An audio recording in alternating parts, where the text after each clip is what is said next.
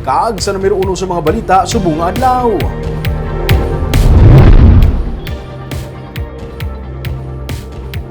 Nagdamo ang seismic activity sukon ang pagtayog sa sulod mismo sa bulkan Kanlaon. Kani subong nga adlaw, nagpagawa sa notice ang Philippine Institute of Volcanology and Seismology.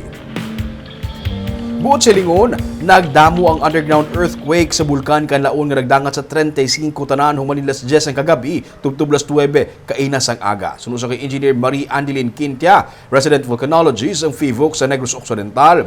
Tectonic ang paglinog pero hindi mabatyagan sa mga lugar sa palibot sa bulkan ang mga pagtayog.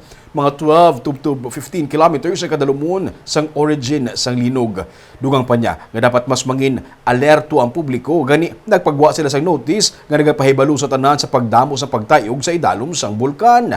Wala man kuno sang kinahanglanon nga ipasaka sa alert level 2 ang bulkan Kanlaon kay wala man sang pagbago sa iban nga volcanic parameters magluwas na lang gid sa pagdamo sang pagtayog.